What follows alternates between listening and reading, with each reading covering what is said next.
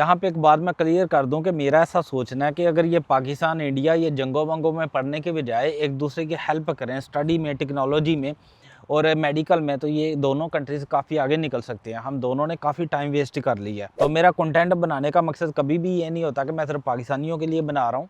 मेरा मकसद होता है हम सब इससे फ़ायदा उठाएं। पाकिस्तान, इंडिया, बांग्लादेश, नेपाल, कोई भी कंट्री वाला जो कि मेरी ज़ुबान को समझ रहा है, मेरी आवाज़ उस तक पहुँच रही है, मेरी इन्फॉर्मेशन उस तक पहुँच रही है, वो उसका बेनिफिट ले सकता है। अपोस्टल को 26 अक्टूबर 2004 के अंदर इन्होंने साइन किया था इंडिया वालों ने, मगर उसके बाद इन्होंने प्रॉपर इसको नाफिज किया 14 जुलाई 2005 के अंदर इसको नाफिज किया गया। अब यहाँ पे अपोस्टल तक पहुँचने या अटेस्टेशन तक पहुँचने के इनके 3 प्रोसेस हैं। अब इनका जो डॉक्यूमेंट अटेस्टेशन होती है, जिस तरह पाकिस्तान में मिनिस्ट्री ऑफ फॉरेन अफेयर होती है, मगर इंडिया में ऐसा नहीं होता। इंडिया में होता है MEA यानी कि मिनिस्ट्री ऑफ एक्सटर्नल अफेयर। अब इनके 3 प्रोसेस हैं। पहला प्रोसेस होता है नोटरी का। नोटरी आप कहीं से भी करवा सकते हो, अपने नज़दीक किसी भी ऑफिस से करवा सकते हो। ये 50 से 100 इंडियन रुपीज़ के अंदर हो जाती है। अब सेकंड प्रोसेस आ जाता है जिसे कहा जाता है कि SDM, या इसको आप ऐसे भी कह सकते हैं कि सब डिविजनल मजिस्ट्रेट। ये थोड़ा मुश्किल प्रोसेस होता है। इसके 2-3 मैं तरीके बता देता हूँ। पहला तरीकाकार ये है कि अगर आप अपॉइंटमेंट ले लेते हो, तो क्योंकि ये अदारा काफ़ी बिजी होता है, तो मुश्किल है कि आपको SDM की प्रॉपर अपॉइंटमेंट मिल जाए और जाके आप अपना डॉक्यूमेंट वहाँ से स्टैंप करवा लो। अब सेकंड ऑप्शन ये है कि आप अपने रेफरेंस इस्तेमाल करो। अगर आपके रेफरेंस इस्तेमाल करने के बाद भी आपकी स्टैंप नहीं लगती, तो आपको तीसरा प्रोसेस भी इसके आगे चल के मैं बताता हूँ। अब यहाँ पे आपके पास 2 स्टैंपें होगी, पहली नोटरी की होगी, दूसरी SDM की होगी। अब तीसरा प्रोसेस है अटेस्टेशन का, यानी कि विदेश मंत्रालय। ये ऐसे नहीं होता कि डायरेक्ट आप वहाँ पे चल जाओ, और ऐसे भी नहीं होता कि आपको अपॉइंटमेंट मिल जाए। उन्होंने प्रॉपर अपनी एक वेबसाइट बनाई है, उसके अंदर उन्होंने लीगल एजेंट्स बनाए हुए हैं।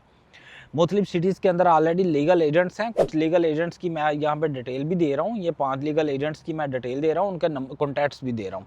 अब आपने क्या करना है, चले मैं इस वेबसाइट का, जो कि विदेश मंत्रालय की वेबसाइट है, जो कि MEA ministry of external affair की वेबसाइट है इंडिया के अंदर, उसी की प्रॉपर मैं आपको लिंक भी दे देता हूँ वीडियो के डिस्क्रिप्शन के अंदर। आपने क्या करना है कि उस वेबसाइट को लिंक को ओपन करना है, और वहाँ से आप लीगल एजेंट्स देख सकते हैं कि आपके घर के करीब या आपके पास कौन सी इनकी एजेंसी या इनका लीगल एजेंट्स है। वहाँ से आप कॉन्टैक्ट करके उनसे अपना डॉक्यूमेंट अटेस्टेशन के लिए भेज सकते हैं। अब यहाँ पे डॉक्यूमेंट की जो प्राइस है वो भी मैं एक्सप्लेन कर देता हूँ। अगर आपने विदेश मंत्रालय से डॉक्यूमेंट की अटेस्टेशन की फीस पूछी है, तो ये है 55 इंडियन रुपीज़। अब ये जो एजेंसी आपने ऐड की है बीच में, या एजेंट, लीगल एजेंट ऐड किया है, इसकी अपनी फ़ीस है 84 इंडियन रुपीज़। अब दोनों को प्लस कर लें तो आपको पता चल जाएगा, ये 139 के करीब ये इंडियन रुपीज़ बन जाते हैं। ये आपने फ़ीस देनी है पर डॉक्यूमेंट की।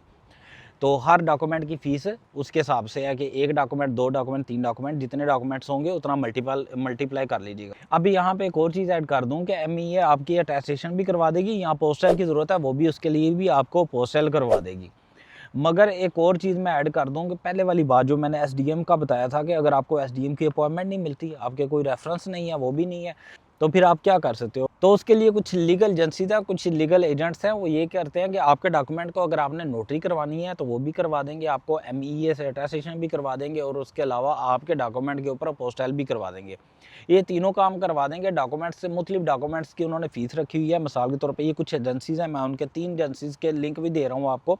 ये इनके फ़ोन नंबर हैं, एड्रेस है, नाम एजेंसीज़ का, ये तीनों का, इनके मैं आगे प्राइस भी दे रहा हूँ। एक एजेंसी है, ये 1200 इंडियन रुपीज़ पर डॉक्यूमेंट का ये चार्ज करती है। सेकंड एजेंसी है, ये 1300 इंडियन रुपीज़ पर डॉक्यूमेंट चार्ज करती है। थर्ड एजेंसी है जो कि 1500 इंडियन रुपीज़ पर डॉक्यूमेंट चार्ज करती है। इस तरह अगर आपके 2 डॉक्यूमेंट है, 3 डॉक्यूमेंट है, उस हिसाब से मल्टीप्लाई कर लीजिएगा। अगर 3 डॉक्यूमेंट है, ज़ाहिर है 4500 वो चार्ज करेंगे इंडियन रुपीज़ के अंदर। ये आपको नोटरी भी करवा देंगे। ये मुख्तलिफ़ किस्म के आपको सर्विसेज प्रोवाइड करते हैं। अगर आपने उनको उसी डॉक्यूमेंट को, अगर आपने किसी एम्बेसी से भी अटेस्टेशन करवानी है, अगर आपने यूरोप भेजना है तो आप कहते हो कि यूरोप की किसी एम्बेसी से ये डॉक्यूमेंट अटेस्ट कराना, तो वो भी करवा सकते हैं।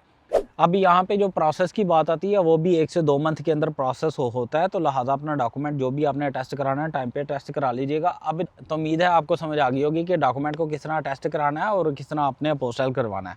और हाँ, वो लोग जो मिसाल के तौर पे पुर्तगाल के अंदर है या फ्रांस के अंदर है, या जो भी कंट्री जो कि पोस्टल को जिन्होंने एक्सेप्ट किया हुआ है, ज्वाइन किया हुआ है, और आपने इंडिया से या पाकिस्तान से या बांग्लादेश से या इस तरह की कोई भी कंट्री जिन्होंने पोस्टल को भी ज्वाइन किया हुआ है, ये दोनों कंट्री ने जब ज्वाइन किया हुआ है, आपने इन कंट्री से कोई PCC लेना है, यानी कि क्राइम क्लियरेंस सर्टिफिकेट लेना है, या इस तरह का कोई डॉक्यूमेंट लेना है, या कोई भी डॉक्यूमेंट लेना है यार, उसको पोस्टल करवा लीजिएगा। फिर ही वो एक्सेप्टेबल होगा। इवन कि अगर आपने वीज़ा वगैरह भी इनकी एम्बेसीज़ में अप्लाई करना है तो आपकी वीज़ा भी रिजेक्शन हो जाएगी इसी वजह से कि आपका डॉक्यूमेंट अपोस्टाइल नहीं है। ये थी वीडियो, ये थी इन्फॉर्मेशन। अगर आपको लगता है कि मैंने आपको कोई वैलिड इन्फॉर्मेशन दी है, आपका कोई बेनिफिट होगा इससे, तो आप मेरी वीडियो को लाइक करें और मेरे चैनल को सब्सक्राइब करें, दूसरों के साथ शेयर करें। इसका मुझे आपकी ज़रूरत है इस मामले में। तो अपना बहुत सारा ख्याल रखिएगा, दुआ में याद रखिएगा। अस्सलाम वालेकुम।